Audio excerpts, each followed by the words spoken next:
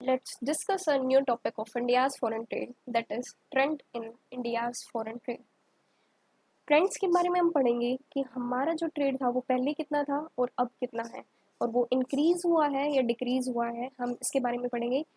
वैसे तो हम trends in India's foreign trade factual data की बात करते हैं, लेकिन हम पॉइंट्स वाइज इसके रीज़न भी देखेंगे कि what is the reason behind कि क्या हो रहा है, इंक्रीज हो रहा है या डिक्रीज हो रहा है, और क्या कारण है उसके पीछे, हम वो भी देखेंगे। सो सबसे पहला पॉइंट है कि huge growth in value of trade. Trade में हमारा बहुत बड़ी ग्रोथ हुई है। Let's see the factual data first, कि हमने जो पहले क्या 1951 में हमारा जो ट्रेड था that is import plus export, वो टोटल कितना था 1975, एंड वो बढ़कर बढ़कर कितना हो जाता है, वो बढ़कर हो जाता है इन 2008 2009 22 लाख 15,000 करोड़ का। इट इज़ अबाउट 1000 टाइम्स बढ़ गया है। हमारा जो ट्रेड है पहले से 1000 टाइम्स बढ़ गया है। लेकिन we can see the deficit deficit is balance of trade is basically export minus import, कि हम एक्सपोर्ट तो क्या कर रहे हैं, कम कर रहे हैं, एंड इम्पोर्ट कर रहे हैं ज़्यादा। तो हमारा जो डेफिसिट है ना ट्रेड में, वो तो हम पहले से ही देख रहे हैं। और इसको देखकर हम ये पता लगा सकते हैं कि जो इंडिया की सोसाइटी है उसका बिहेवियर कितना चेंज हो रहा है। उसका बिहेवियर जो है वो कंज्यूमर ओरिएंटेड हो रहा है। और भारत के लोग तो हैं कि सस्ता एंड टिकाऊ, और खासकर ये सोच होती है मिडिल क्लास वालों की।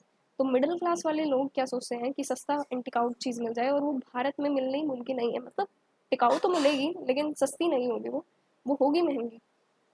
ठीक है, तो हम क्या करते हैं, इम्पोर्ट करते हैं, एंड जब इम्पोर्ट करते हैं तो हमारा इम्पोर्ट बढ़ता है।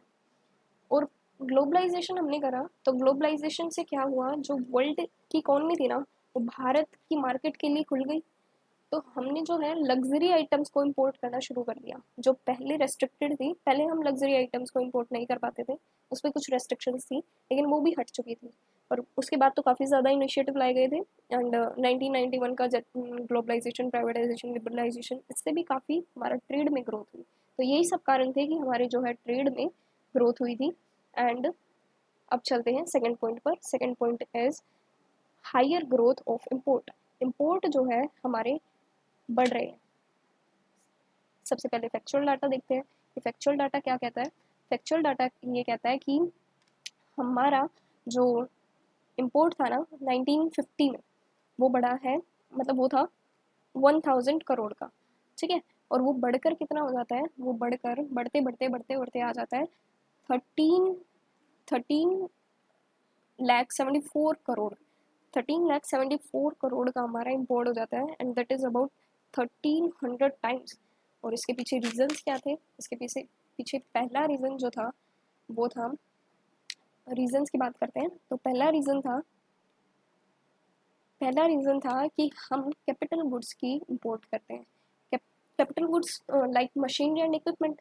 एंड मशीनरी एंड इक्विपमेंट कुछ ऐसी टेक्नोलॉजीज़ हैं जो भारत के अंदर नहीं है और हम उसको बना नहीं पाते, तो हम क्या करते हैं, इसका इम्पोर्ट करते हैं। और इम्पोर्ट करते हैं तो इनकी वैल्यूज़ जो है वो कैपिटल गुड्स की वैल्यू काफ़ी ज़्यादा होती है। और ज़्यादा होने की वजह से क्या है, हमारा जो है इम्पोर्ट वो बढ़ता है। इम्पोर्ट क्या बढ़ता है। Second reason is liberal import of non essential item. Non essential item मतलब जो हमारी डे टू डे लाइफ में ज़रूरी नहीं है वो आइटम्स। नॉन असेंशियल आइटम मतलब जो हमारी डे टू डे लाइफ में ज़रूरी नहीं है वो आइटम। ओके, तो ऐसी आइटम को हम अब इम्पोर्ट करने लगे हैं। पहले इन पे रेस्ट्रिक्शंस थी, असेंशियल आइटम्स को ही, असेंशियल गुड्स को ही हम क्या कर पाते थे, इम्पोर्ट। लेकिन अब इन पे से ड्यूटी हटा दी गई है, ड्यूटी को रिड्यूस कर दिया है कुछ गुड्स पे से, तो हमारा इम्पोर्ट क्या है, इससे इम्पोर्ट हमारा बढ़ गया।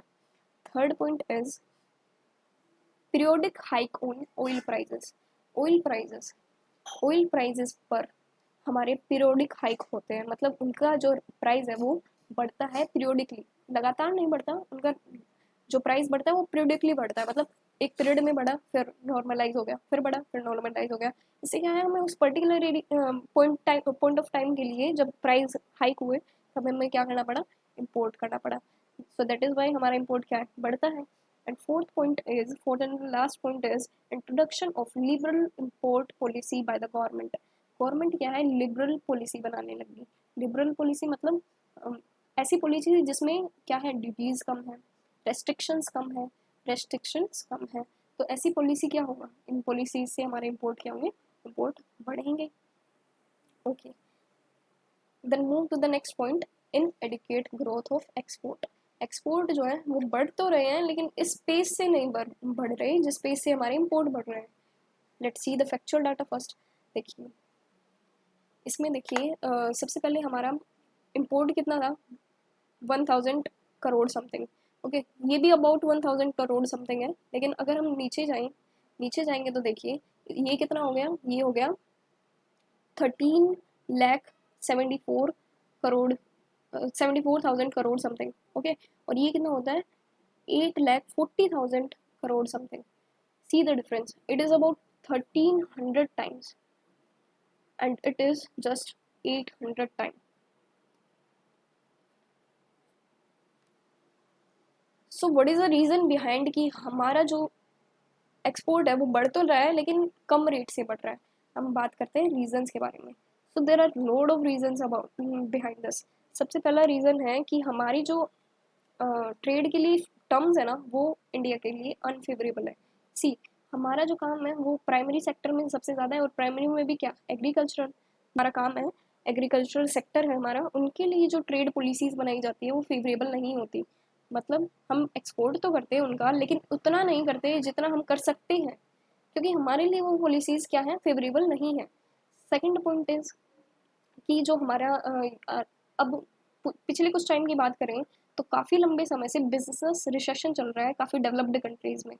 बिजनेस रिसेशन चल रहा है काफ़ी डेवलप्ड कंट्रीज़ में, जिसकी वजह से हम क्या करते हैं, एक्सपोर्ट कम कर पाते हैं, क्योंकि उनकी तरफ से डिमांड नहीं आती, और वो डिमांड नहीं करेंगे तो हम एक्सपोर्ट कहाँ से करेंगे। थर्ड पॉइंट इज़ कि हमारे जो एक्सपोर्टर उनके पास एडिक्वेट प्रोफेशनल ट्रेनिंग नहीं होती। उनके पास, एक्सपोर्टर्स के पास एडिक्वेट प्रोफेशनल ट्रेनिंग नहीं होती,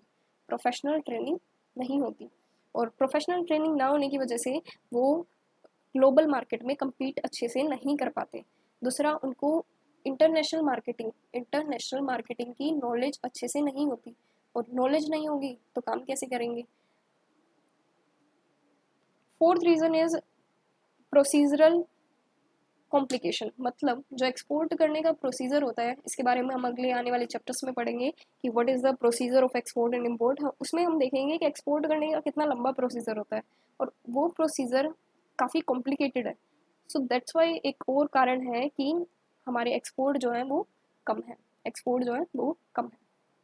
and the last point is कि lack of export marketing information. हमारे पास मार्केटिंग की इंफॉर्मेशन कम होती है, जो ग्लोबल मार्केटिंग इन्फॉर्मेशन है इंडिया के पास वो कम होती है। इस वजह से भी हमारा एक्सपोर्ट जो है वो कम है एज कम्पेयर टू इम्पोर्ट।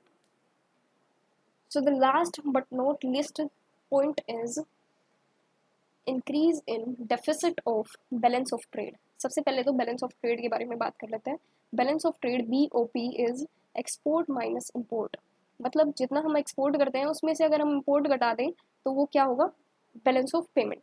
लेकिन अगर हम अपने बैलेंस ऑफ पेमेंट पर नज़र घुमाएं तो देखेंगे कि हमारा बैलेंस ऑफ पेमेंट तो हमेशा नेगेटिव में है, और नेगेटिव में होने का मतलब कि हम जो है वो इम्पोर्ट ज़्यादा करते हैं, एंड एक्सपोर्ट कम करते हैं।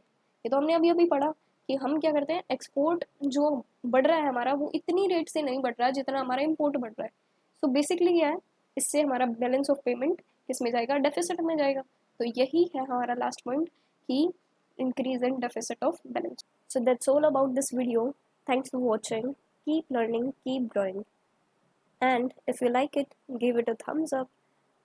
If you have any doubt, feel free to ask in comment and subscribe for more.